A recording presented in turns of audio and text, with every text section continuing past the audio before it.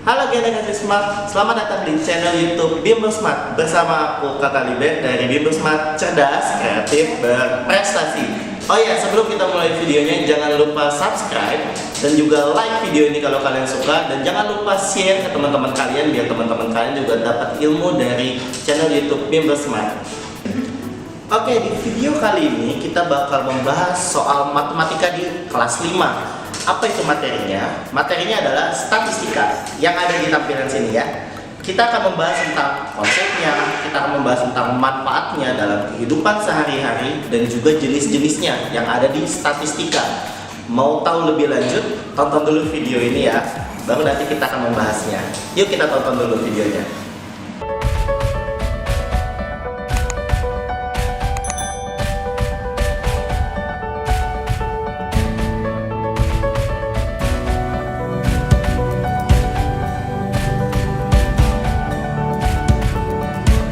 Oke, jadi kalian udah nonton juga kan tadi videonya barusan.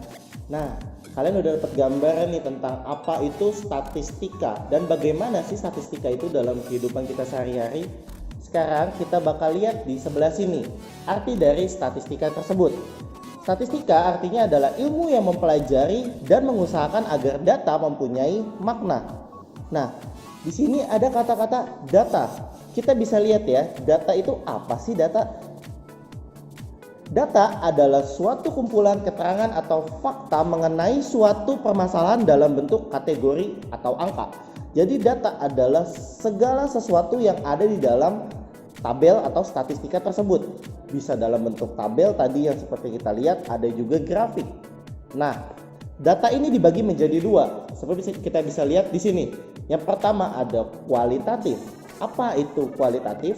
Kualitatif adalah data yang tidak berbentuk angka, bisa huruf, bisa gambar, atau mungkin kata-kata lain.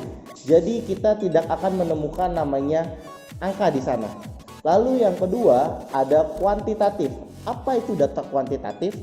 Data kuantitatif itu data berupa angka. Semuanya berupa angka di dalam sebuah tabel atau mungkin grafik. Seperti itu. Nah, di sini kita bakal melihat tentang pengumpulan data. Yang pertama adalah menggunakan pencatatan langsung. Apa itu pencatatan langsung? Pengumpulan data dengan mengamati dan dicatat secara langsung. Jadi di sana kamu bisa mengamati objek tersebut dan juga mencatat. Entah mungkin pakai pulpen atau mungkin kamu bisa mengetik atau juga dengan perekaman suara seperti itu. Dan pencatatan secara langsung itu disebut dengan observasi seperti yang kita bisa lihat di sini. Lalu yang kedua ada wawancara. Wawancara ini pengumpulan data dengan bertanya secara langsung. Nah, di sini kamu harus mendapatkan subjek atau orang yang mempunyai informasi tersebut.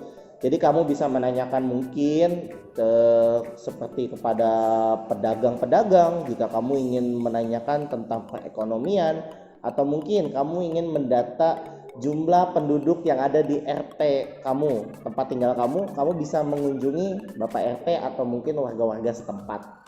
Nah, wawancara ini kamu juga bisa menuliskan, lalu bisa merekam juga, seperti itu. Lalu yang ketiga, itu ada mengisi angket atau lembar isian. Nah, di sini pengumpulan data dengan mengisi lembar pertanyaan. Maksudnya gimana? Kamu pernah nggak sih ke suatu tempat lalu disuruh untuk tolong dong diisi ya untuk pelayanan yang lebih baiknya, atau bisa dibilang seperti kuesioner. Jadi di situ kamu bisa menilai bagaimana suatu data, apakah itu baik atau tidak, itu bisa dinilai. Jadi tadi mengisi angket itu disebut dengan kuesioner. Oke, selanjutnya kita akan membahas tentang penyajian data. Kita di sini akan membahas tentang bagaimana sih menyajikan data dalam bentuk tabel dan juga diagram. Pasti kamu penasaran dong bagaimana caranya. Yang pertama yang akan kita bahas adalah tabel. Tabel itu bentuknya seperti ini ya. Mungkin kalau di sekolah kamu yang paling mudah itu ada di jadwal-jadwal piket. Nah, di sekolah kamu pasti ada dong jadwal piket. Itu berbentuk tabel. Jadi bisa dilihat di sini itu ada nilai, ada turus, ada juga jumlah siswa. Di sini nilainya kita bacanya ke bawah ya. Nilainya di sini ada 5 sampai dengan 10. Jadi di sini ada 5 sampai 10, kita bisa lihat jumlah siswanya. Ada yang 3, 8, 7, 7, 4 dan juga 1. Jadi bisa disimpulkan di sini. Nilai yang 5, jumlah siswanya ada 3. Nah, kalau untuk turus ini, turus itu berbentuk seperti lidi. Jadi lidi ini kita bisa bilangnya lidi aja ya. Jadi di lidi ini kalau bisa hitung itu ada 3. Kayak gitu. Tapi kita sih udah jarang pakai namanya turus karena turus ini digunakan pada zaman dulu saja, atau mungkin di RT setempat kamu pada saat pemilu itu dipakai turus. Kayak gitu. Nah, di sini sampai ke bawah ya. Di bawah sini ada namanya jumlah. Jumlahnya di situ 30. Jadi dari seluruh data ini ada 30 jumlah siswa yang terdapat dalam kelas tersebut. Seperti itu. Kita lanjut ke diagram gambar. Nah, diagram gambar di sini menunjukkan jajanan paling sering dibeli oleh siswa. Kita bisa lihat di sebelah sini ada es sirup, ada batagor, ada kue pancong, ada cilok, ada juga siomay. Nah, di luar tabel tersebut atau diagram tersebut ada gambar kecil di bawah sini. Itu gambarnya gambar siomay ya. Sama dengan 4. Jadi di situ catatannya adalah setiap satu gambar mewakili 4 atau 4 siswa. Berarti coba kita lihat yang siomay. Di siomay di situ ada 4 gambar. Jika satu gambarnya ada 4, berarti jika 4 gambar ada berapa?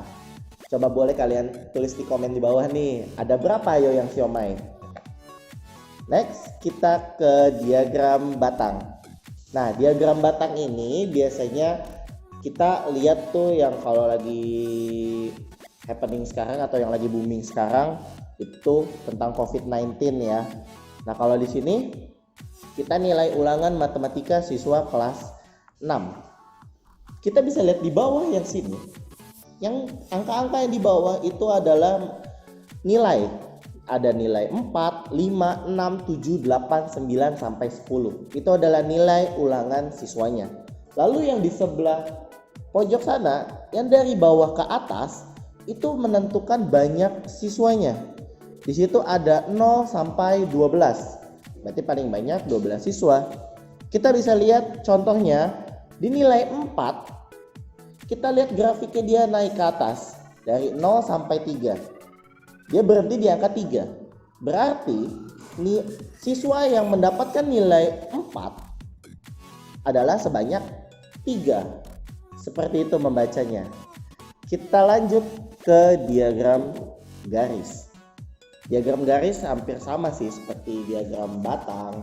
Cuman bedanya kalau diagram garis itu tidak berbentuk seperti kotak-kotak dari bawah ke atas, melainkan berupa garis. Jadi cara membuat diagram garis adalah kamu harus menentukan titik-titiknya dulu seperti ini. Kita bisa lihat di sini ada titik-titiknya di 2000, 2500, 1100, 875, 600 dan juga 4500. Jadi itu yang harus kita buat terlebih dahulu, yaitu titiknya. Kita bisa lihat di sini ya. Yang pertama Januari. Di sini Januari berada di titik 2000. Berarti dapat disimpulkan pengunjung kebun binatang Kota Medan pada bulan Januari sebanyak 2000 orang. Seperti itu. Lalu pada bulan Februari naik menjadi 2500. Lalu dari yang Januari sampai Februari kita tarik garis dari 2000 ke 2500 dan selanjutnya sampai Juni. Seperti itu caranya membuat diagram garis. Lanjut ke diagram yang terakhir.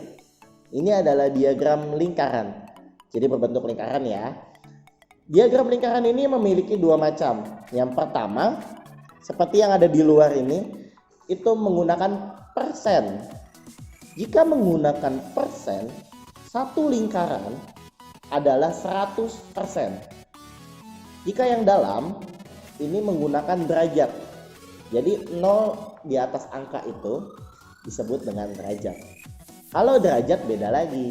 Kalau derajat maksimalnya adalah 360 derajat.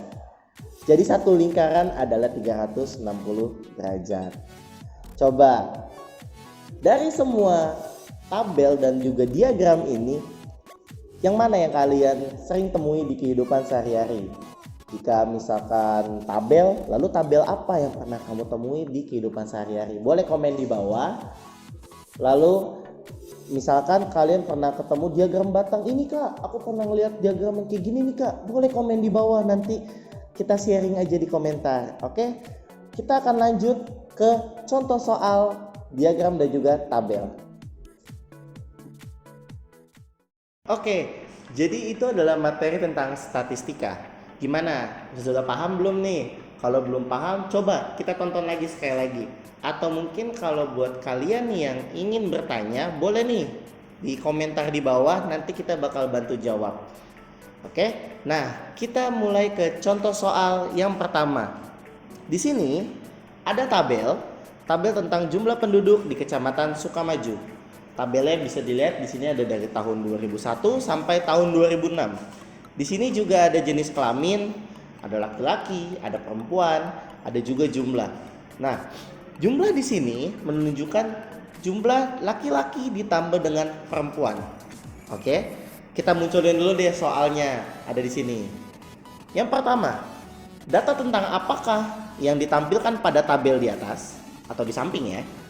Lalu yang kedua, dalam waktu berapa tahun data tersebut ditampilkan? Dari tahun berapa sampai tahun berapa? Yang ketiga, berapa jumlah penduduk laki-laki? Yang keempat, berapa jumlah penduduk perempuan? Yang kelima, berapa jumlah penduduk seluruhnya?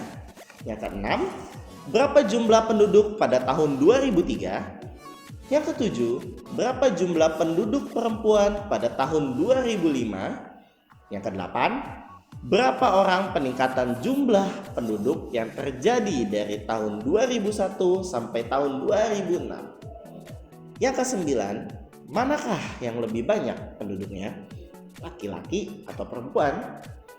Yang kesepuluh, berapa orang selisih penduduk laki-laki dengan penduduk perempuan?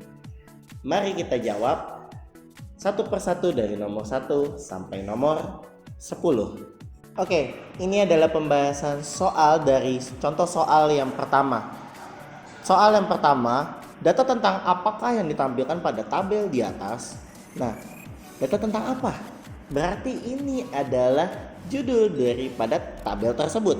Dia membahas tentang apa? Ya, betul sekali. Jumlah penduduk di Kecamatan Sukamaju. Lalu yang kedua, dalam waktu berapa tahun data tersebut ditampilkan? Dari tahun berapa sampai tahun berapa? Oke. Di sini adalah berapa tahun datanya ditampilkan. Ada 2001 sampai 2006. Kita bisa hitung ya. 2001, 2002, 2003, 2004, 2005, 2006. Berarti jawabannya adalah selama 6 tahun. Lalu dari tahun berapa sampai tahun berapa? Dari tahun 2001 sampai tahun 2006. Seperti itu. Lanjut ke nomor 3. Berapa jumlah penduduk laki-laki? Kita bisa lihat di jenis kelamin laki-laki. Nah, di sini kan ada 2001 sampai 2006. Kalau misalkan belum ada tulisan jumlahnya di bawah, berarti kalian harus hitung dulu dari 2001 sampai 2006. Kebetulan di sini sudah ada jumlahnya. Jadi jawabannya adalah 3.877. Lanjut selanjutnya, berapa jumlah penduduk perempuan? Sama seperti yang laki-laki, dari 2001 sampai 2006 kita hitung. Hasilnya adalah 4.641. Sudah ada di tabel ya. Lalu selanjutnya adalah berapa jumlah penduduk seluruhnya? Berarti jumlah penduduk laki-laki seluruhnya ditambahkan dengan jumlah perempuan seluruhnya, itu adalah hasil dari seluruh penduduk yang ada di tabel tersebut. Nah, Berarti 3.877 ditambah 4.641 hasilnya adalah 8.518. Seperti itu. Lalu yang nomor 6, berapa jumlah penduduk pada tahun 2003? Kita bisa lihat di kolom 2003. Di sini ada laki-lakinya sebanyak 630, lalu perempuannya sebanyak 772. Berarti jumlahnya adalah 1402. Ada di tabel. Lalu lanjut ke nomor 7. Berapa jumlah penduduk perempuan pada tahun 2005? Yang ditanya adalah perempuannya saja. Berarti kita fokus kepada tabel yang perempuan, kolom yang perempuan. Lalu kita cari di 2005. Berapa ayo di 2005 perempuan? Ya, jawabannya adalah 789. Nah, di sini kamu cuma tinggal fokus saja yang mana yang ditanya adalah perempuan. Berarti fokus dulu pertama di perempuan, lalu cari di tahunnya 2005. Gampang kan? Seperti itu aja. Nomor 8. Berapa orang peningkatan jumlah penduduk yang terjadi dari tahun 2001 sampai 2006? Kita lihat di sini 2001 sampai 2006. Di 2001 ada sebanyak 1.357. Sedangkan di tahun 2006 ada 1.505. Lebih banyak mana? Lebih banyak di tahun 2006. Berarti di tahun 2006 dikurang yang tahun 2001. 1.505 dikurang 1.357. Berapa hasilnya? Ayo yang mau hitung jawabannya boleh tulis di komentar. Tapi nih buat yang bingung nih atau mungkin aduh Kak males lah Kak ngitung lah Kak, ini kan pembahasan. Ya udah, ini aku kasih tahu jawabannya. Jawabannya adalah 148. Oke, itu adalah jawabannya. Jadi buat kalian yang Kak aku udah ngitung tapi udah dapet jawabannya, ya nggak apa-apa lah, siapa tahu kan kalian aku mau berusaha nih Kak, mau berusaha dulu Kak buat ngitung. Boleh, nggak apa-apa, nanti boleh tulis di kolom komentarnya yang hitungannya benar. Oke, lalu selanjutnya manakah yang lebih banyak penduduknya, laki-laki atau perempuan? Ayo, di sini lihat, laki-laki semuanya ada 3.877. Lalu kalau yang perempuan ada 4.641. Lebih banyak yang mana? Ya betul banget, lebih banyak yang perempuan karena dia memiliki 4.641. Lalu nomor 10, berapa orang selisih penduduk laki-laki dengan perempuan? Nah tadi lebih banyak perempuan kan, berarti perempuan dikurangi laki-laki. 4.641 dikurangi 3.877. Ayo berapa hasilnya? Nah kali ini coba nih yang tadi males ngitung nih, coba dihitung dong. Nanti tinggal tulis di komentar. Jawabannya nih aku kasih tau nih. Ayo tulis dulu lah di komentar. Ya jawabannya adalah 764. Itu adalah selisih dari perempuan dan juga laki-laki. Oke, itu adalah pembahasannya tadi nih. Buat kalian yang mungkin ada pertanyaan-pertanyaan lain nih, Kak kalau gini gimana Kak, kalau gitu gimana Kak. Nah itu boleh tulis aja di komentar nih. Semakin kalian ingin bertanya, semakin kita juga senang gitu untuk menjawabnya. Seperti itu, pasti dijawab kok, tenang aja. Kalian nanyain apa, kita bakal jawab di komentarnya. Oke, semoga kalian paham nih di pembahasan soal yang pertama. Oke, kita lanjut ke soal yang kedua dan juga pembahasan soal yang kedua.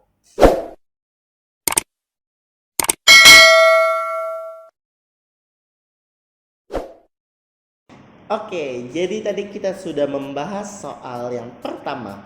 Gimana nih? Pasti udah pada bisa dong. Sekarang kita lanjut ke yang kedua. Kalau yang tadi pertama berbentuk tabel, sekarang kita membahas tentang diagram batang. Nah, ini sering banget nih keluar nih bagi yang kelas 5. Bahkan di kelas 4 juga udah ada nih. Yo, siapa yang mungkin yang lagi nonton masih kelas 4 nih. Nah, ini udah keluar juga nih di kelas 4 nih. Di kelas 5 tinggal mengulang-ulang aja kayak gitu. Oke, di sini tabelnya atau diagramnya berupa data olahraga dan jumlah penggemarnya. Oke. Di sini yang di bagian bawah adalah Jenis olahraganya ada sepak bola, ada sepak takraw, ada voli, ada tenis meja, ada bulu tangkis, dan juga ada tenis. Itu adalah jenis-jenis olahraga yang akan ditampilkan pada diagram batang berikut. Lalu di sebelah kiri ada angka-angka tuh. Ada 0, 10, 20, 30, 40, 50 sampai dengan 90. Nah, di sini kita bisa lihat nih. Kok itu ada yang di tengah-tengah ya? Kita lihat yang di sepak bola dulu deh. Kok ada yang di tengah-tengah ya? Di 80 bukan, tapi di 90 juga bukan. Nah, jikalau ada di tengah-tengah seperti itu, berarti kita ambil di angka tengahnya. Di antara 80 dan 90 ada angka berapa? Ayo yang tahu ditulis di komentar. Ya, betul banget. Itu adalah 85. Ya, jadi setiap ada yang di tengah-tengah antara angka tersebut itu pasti 5. Contoh, di bawah, dari paling bawah dulu. Setelah 0 itu di tengah-tengah antara 0 dan 10 adalah 5.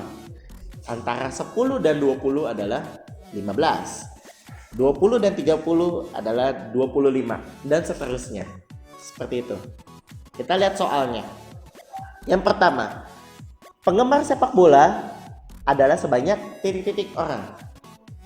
Yang kedua, penggemar sepak takraw adalah sebanyak titik-titik orang. Yang ketiga, penggemar voli adalah sebanyak titik-titik orang. Yang keempat, penggemar tenis meja adalah sebanyak titik-titik orang. Yang kelima, penggemar bulu tangkis adalah sebanyak titik-titik orang. Penggemar tenis adalah sebanyak titik-titik orang. Selanjutnya, olahraga yang paling banyak penggemarnya adalah yang kedelapan. Olahraga yang paling sedikit penggemarnya adalah yang kesembilan. Olahraga yang penggemarnya sama banyak adalah titik-titik orang. Dan yang terakhir, selisih penggemar voli dan bulu tangkis adalah titik-titik orang. Oke, itu adalah ke-10 soal daripada diagram batang berikut. Ayo, mari kita bacakan soalnya. Nah, ini adalah pembahasan dari contoh soal yang kedua. Oke, yang pertama adalah penggemar sepak bola adalah sebanyak titik-titik orang. Berarti kita bisa cari di diagram tersebut penggemar yang sepak bola saja. Kita berarti sepak bola pas banget nih yang pertama nih. Sepak bola, lihat diagramnya, batangnya naik ke atas sampai di angka berapa? Nah, di situ di antara 80 dan 90. Kayak yang tadi sudah aku bahas, 80 dan 90. Tengah-tengahnya ada berapa? Ya, betul banget. Ada 85. Lalu yang kedua, penggemar sepak takraw adalah sebanyak titik-titik. Kita bisa lihat sepak takraw, di situ ada di antara 10 dan 20. Berarti tadi di antara 10 dan 20 berapa? Ya, betul banget. 15. Lalu yang selanjutnya, penggemar bola voli. Ada berapa? Di antara 30 dan 40. 30 dan 40 di tengah-tengahnya berarti 35. Betul banget, 35. Lalu yang selanjutnya ada tenis meja. Tenis meja di antara 20 dan juga 30. Berarti 25. Kayak gitu. Lalu selanjutnya ada bulu tangkis. Bulu tangkis di sini berada di antara 50 dan juga 60. Berarti 55. Seperti itu. Jadi tiap di belakang, di tengah-tengah itu biasanya belakangnya 5. Kayak gitu ya. Yang terakhir ini ada penggemar tenis, yaitu sebanyak di antara 10 dan 20 nih. Berarti tadi berapa yuk? 15. Ya. Lalu olahraga yang paling banyak penggemarnya. Yang paling banyak. Berarti jika yang paling banyak itu yang diagram itu paling tinggi. Lihat yang kotaknya paling tinggi di dalam diagram tersebut.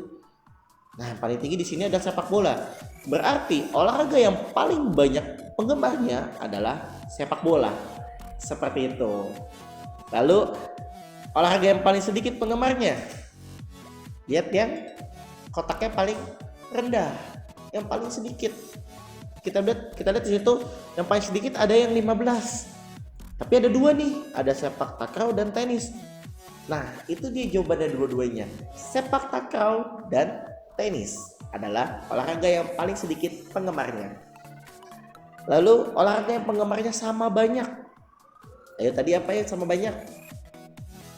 Tadi adalah sepak takraw dan tenis. Ada berapa orang? Ada 15. Jawabannya adalah 15. Lalu nomor 10, selisih penggemar voli dan bulu tangkis. Selisih voli dan juga bulu tangkis. Kita lihat dulu di sini, voli dan bulu tangkis lebih besar mana? Ya, lebih besar bulu tangkis. Berarti yang paling banyak dikurang yang paling sedikit, yaitu bulu tangkis dikurang voli. Bulu tangkis sebesar 55, lalu voli sebesar 35. Ayo berapa? Aku kasih waktu deh buat ngitung. Ya, benar sekali. Jawabannya adalah 20. Itu adalah selisih penggemar voli dan juga bulu tangkis. Nah, itu adalah pembahasan dari soal yang kedua. Semoga kalian mengerti nih dari yang soal kedua. Kalau ada yang ingin ditanyai dari soal kedua, boleh tulis pertanyaan kalian di komentar. Kita akan bantu jawab. Oke? Oke, jadi itu adalah materi tentang statistika di kelas 5. Gimana nih? Kalian udah paham atau belum? Semoga udah paham dong. Kalau misalkan belum paham kan tadi aku udah bilang nih. Kakak udah bilang kalau belum paham, ada yang belum paham, boleh tanya di kolom komentar. Nah, karena ketika kalian bertanya, kita bakalan jawab nih pertanyaan-pertanyaan kalian. Yang penting seputar tentang statistika di kelas 5. Atau mungkin ada anak kelas 4 nih, kalian kelas 4 yang sudah ada pelajaran statistika di sekolahnya. Lalu, "Kak, aku mau nanya, Kak." Ya udah, tinggal tanya aja di kolom komentar. Atau jika kalian ingin tahu lebih lanjut atau mungkin langsung mau personal chat ke kakak atau guru-guru yang lain, bisa lihat link di deskripsi. Nanti di situ ada kontak-kontak kita. Guru-gurunya banyak, kok cuma kakak aja kok, ada yang lain. Kalian bisa langsung interaksi dengan guru-guru secara langsung. Nah, video ini cukup sampai sini aja. Jangan lupa like video ini kalau kalian suka dan kalian mengerti. Share teman-teman kalian agar teman-teman kalian juga dapat belajar dari video ini. Dan jangan lupa yang paling penting, klik tombol subscribe di bawah sini untuk membantu channel ini dan juga memberikan pembelajaran yang pastinya keren banget buat kalian ke depannya. Oke, segitu aja dari kakak. Kakak pamit dulu. Salam Bibel Smart, cerdas, kreatif, berprestasi.